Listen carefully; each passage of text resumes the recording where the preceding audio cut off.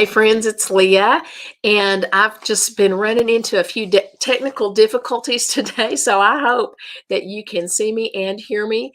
If you can hear me, you will be able to tell that I have something going on in my sinuses today. So please forgive this crazy voice of mine today. Today we're talking about the word wait. I know that's not anybody's favorite word, but we need to talk about it, and we need to talk about why it's important. So let's just get right into the word today.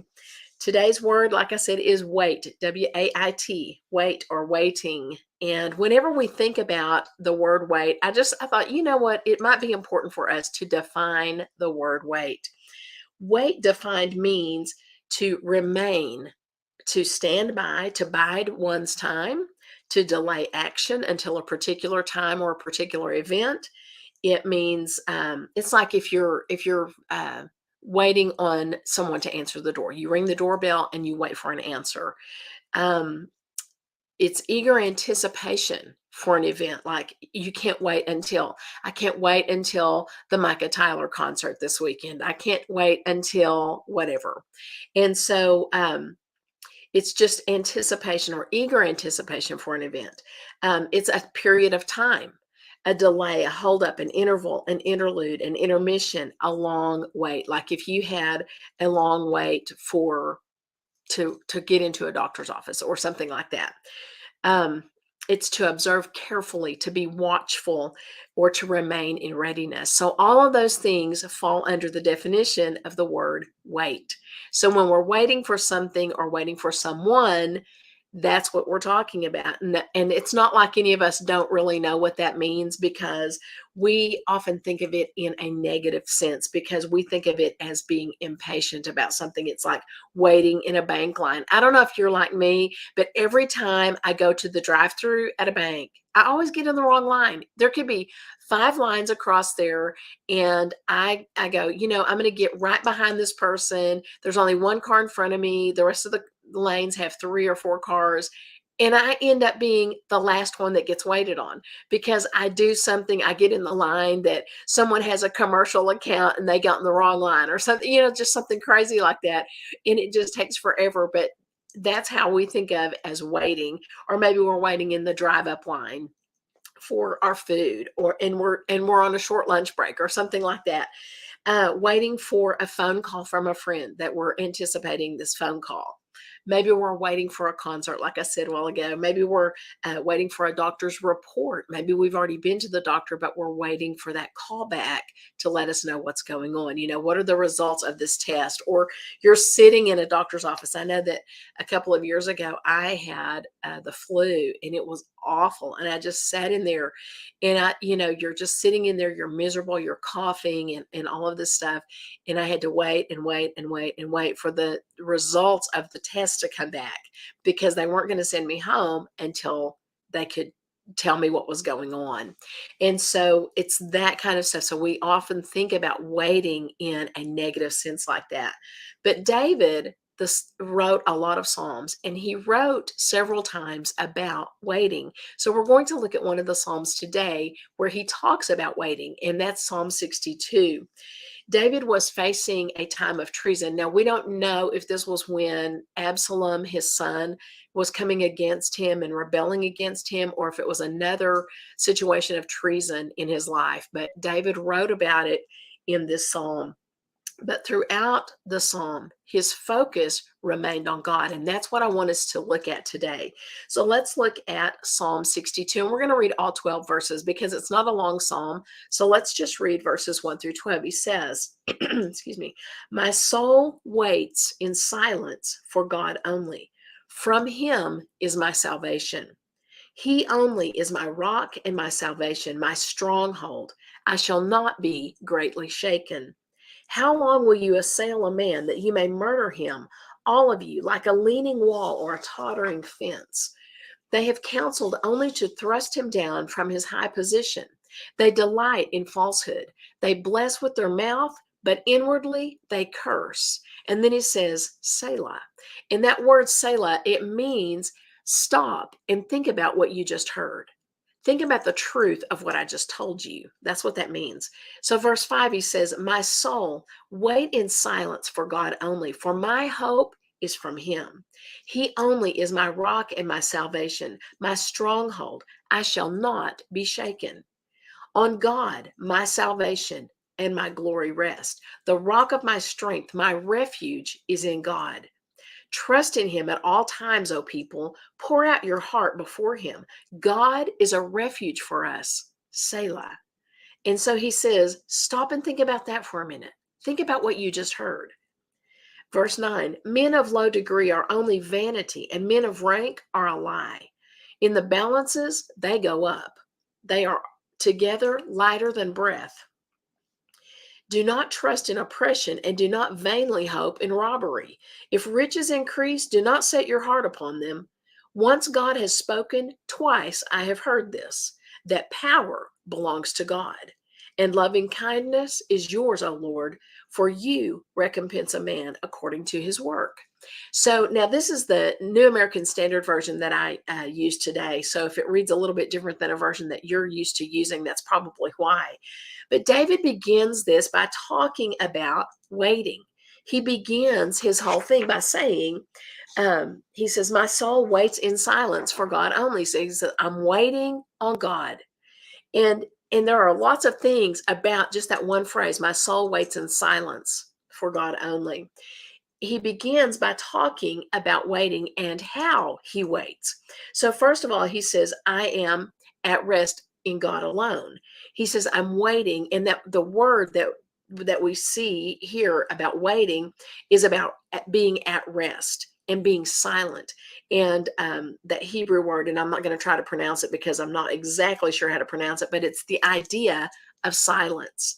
And it's not talking about being like still silence. It's saying that he is actively praying. So it's a restlessness in silence because he is actively praying for a result. So it's not like he's not saying I'm not talking at all, but I am spending my time restlessly awaiting God. I am bringing my needs before him and telling him about it, but I'm waiting for his answer. So this resting means waiting on God with confidence that God will answer and help. So I'm bringing this situation to you, God, and then I'm waiting for your answer because I know you're going to answer me. So when he talks about being silent, what this is saying is that David does not complain while he waits. Boy, that's a big lesson for us all. We could probably stop right there because we have a tendency to complain when we have to wait on something. If we have to sit in a doctor's office very long, if we have to sit in line at the drive up very long, if we have to sit in the bank line very long, we begin to complain about how long the red light takes. Or, we're such an instantaneous society. We get frustrated when the microwave takes too long. It's just the way we are because we don't like to wait. But David says, I'm not going to even complain while I wait. I'm just going to bring my need to God and I'm going to wait on him to answer me. So that's a big lesson there. So he does not complain while he waits. He also does not sin with his mouth through complaining, which means he is waiting with patience. So patience is not about waiting. Patience is about how we wait. What kind of attitude do we have while we wait? So then he goes on and he talks about God's salvation, and he uses 7 words to describe God. And he talks about that God is salvation, that he is a rock. And we talked about that on Sunday, that Jesus taught, he called Peter Petros, but he called himself the rock, Petra. And because we are all living stones, we are all small pieces of the rock of Jesus Christ, the cornerstone. And I think it's real interesting that a couple of thousand years before that, David wrote about God being a rock of salvation, that foundation of salvation. And so he calls him salvation, he calls him a rock, he calls him defense, he calls him his expectation, his glory, his rock of his strength. And he calls him his refuge or his stronghold, depending on which version you read. So he's talking about standing upon that rock, that foundational rock, who is God. And it prevents us from being shaken by whatever is coming against us. So another description of that word being shaken means being demoralized. So God is not going to allow us to be defeated by our enemy when we place our trust completely in God alone. So then he talks about the wicked coming against him. And I chose this particular psalm because we can all relate to all of these things, because we've had things come against us, and we've had people come against us, and sometimes wicked people, evil people come against us, and they try to bring us down. And so I think that that is something that we can all relate to on some level or another. And David talked about this: when the wicked come against us, they attack us, they plot against us. They plot against the just or the righteous, this particular psalm says. They delight in lies. So they tell lies about other people to try to get their way, or they tell lies about someone to bring them down, or they tell lies about them to retain their own power. And you can look at the political landscape right now, and you can see that happening right now. People are attacking each other with a bunch of baloney. I mean, let's be honest. A lot of things that we hear about, you go, that is so ridiculous. I mean, things that come out of our leaders, you go, that's not even true. And we know it's not true because the evidence is already there, and you know it's not true, but they tell these lies because they like being in power, and they don't want someone else to take their position. So that's what a lot of that comes from. But he talks about people acting like hypocrites. They speak one way, but they live another way. They speak out of their mouth about their religious affiliation or their belief system or whatever, but then they don't live what they claim to believe. And that's what he's talking about here. The enemy will attack at our weaknesses, at our most vulnerable points. And our enemy does that to us, doesn't he? He comes at us. Satan is our enemy, the enemy of our souls. And he comes at us at those places where we are the most vulnerable, those times where we are just ready to be offended, or whatever the situation is. The enemy oppresses us in a way that makes us seem like a leaning wall ready to topple over, or a tottering fence. Those are the examples that David used in his psalm. And, like a tottering fence that's ready to blow over in the West Texas wind, I would say, because we all know what that's about, because the wind blows around here all the time. And so we understand what that looks like when a fence is kind of leaning over and it's ready to fall down at any, the next gust of wind could just take it over. That's what he's talking about. When the enemy attacks us, he attacks us in our vulnerable places, the tottering fence, that wall that's ready to collapse. So in verse 4, he talks about people of high position. So let's look at that. A person of high ranking leadership is what he talks about in this particular psalm, possibly meaning himself, the king, David. But when we take this and we personalize it for ourselves today, it can mean that, when we're standing on that mountaintop of victory, where we've just gone through a situation, and we go, man, I'm so glad that's over. I feel so victorious because that's all done. And when we're standing on that mountaintop, boy, that we're in that position of being attacked, because we're right there at the top, and it's visible. We're up there, and Satan comes at us and he attacks us with something. And he's trying to bring us down from that high position that we are in.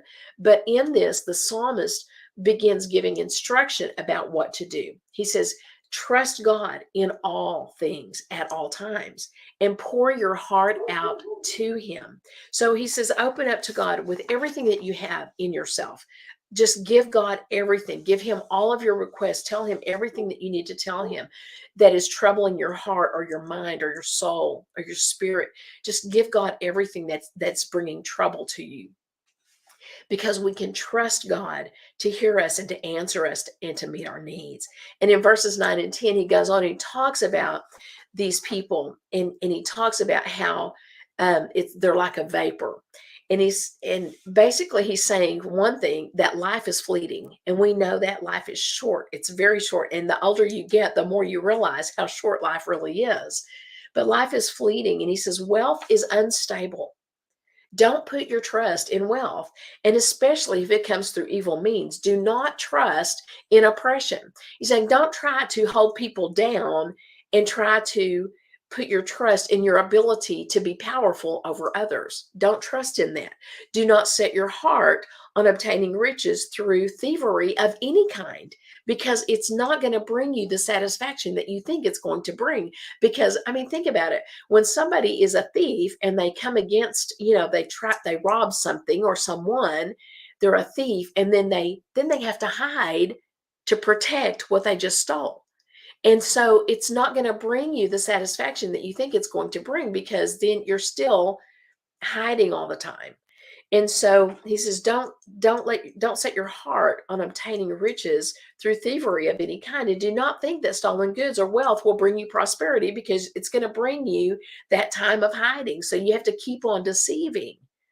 Even after you get what you've gone after, you have to keep deceiving to keep it and to keep others from getting what you have.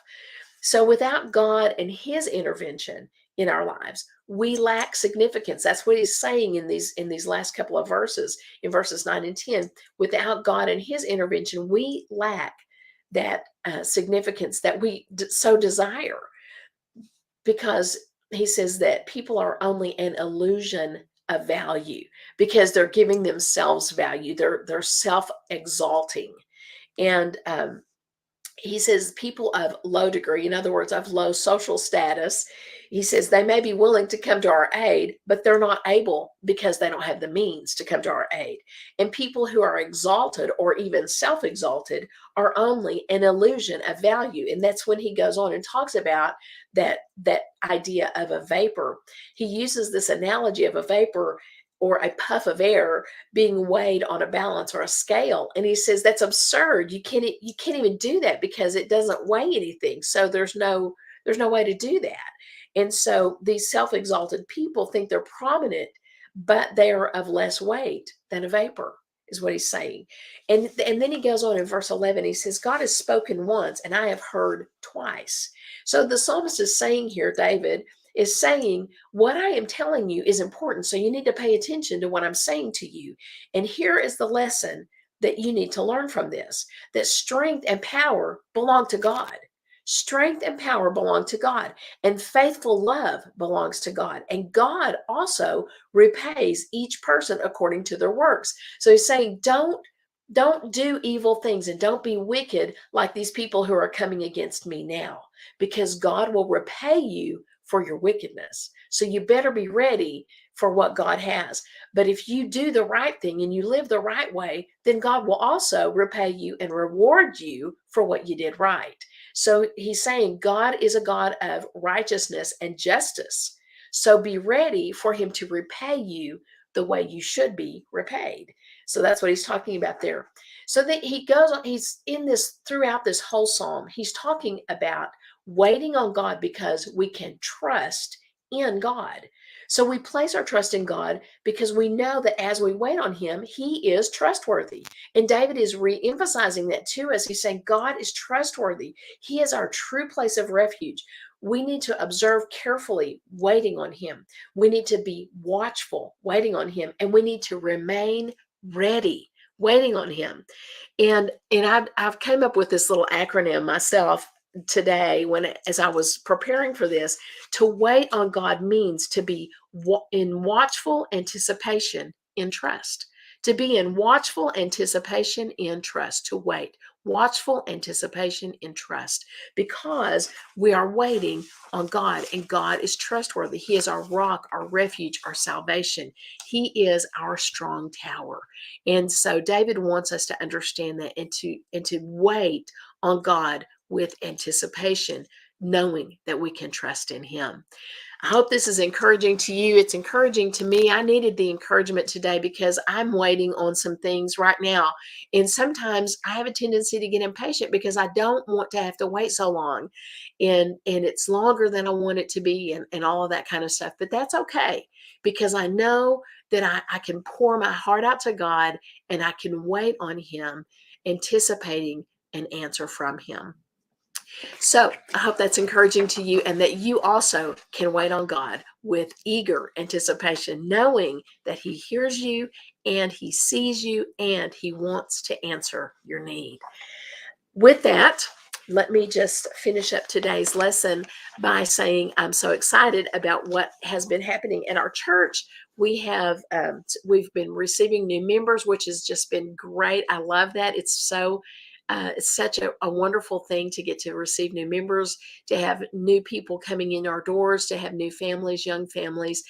We've got a new set of twins, and I can't wait till they make their first appearance at church. And we get to introduce them and all of that, and just the excitement that goes along with that. So good things are happening in Wellington, Texas, and I'm thrilled that God is moving in our church and among our people. And so with that said, I would like to invite you, if you are in the Wellington, Texas area, that you would join us on Sundays at 10 o'clock. We meet for Sunday school and discipleship, and we have that for people of all ages, from the nursery all the way through the oldest adult. So we've got something for everyone. We also have our worship service at 11 o'clock, and we do live stream that if you're not in the Wellington area. But if you are in Wellington or close by, we would love for you to come and join us in person. And also, we have a Wednesday night program that we have for our children and youth. So that's at 7 p.m. on Wednesdays. They're at the church, and our church address, our building address, is 1000 Amarillo Street in Wellington, Texas. So if you can make it to one of those things, we would love to have you join us. Again, that's Wednesday nights for our children and youth, and that is 7 o'clock, sorry, 7 o'clock on Wednesday nights. And our Sunday school and discipleship is at 10 o'clock on Sunday mornings. And we live stream our worship service at 11 o'clock on Sunday mornings. This Sunday, we have a community Thanksgiving service, and it is going to be at the United Methodist Church there at in Wellington. It's just a block over from our church, and I don't have their address, but that's where the service is going to be, and it's at 6 p.m. So the whole community comes together. It's going to be at the Methodist Church, but we're going to hear from the pastor at Calvary Baptist Church, and music from people from other churches. And so it's going to be a great time in the Lord for us to gather as a community and to offer our thanksgiving to the Lord for all that He has done in our lives and in our country. So I hope you'll join us for that as well. Again, that's 6 o'clock Sunday evening at the Methodist Church. So that's all the announcements that I have today. And I hope that this word is encouraging to you. Read Psalm 62 for yourself and encourage yourself by learning how to wait on the Lord. And again, I wanted to just share that acronym with you one more time. That is, to wait is to be in watchful anticipation and trust for what God is doing. So I hope you have a great winning Wednesday, a WINSDAY, and a fabulously winning week. And I will see you on Sunday. Have a great week.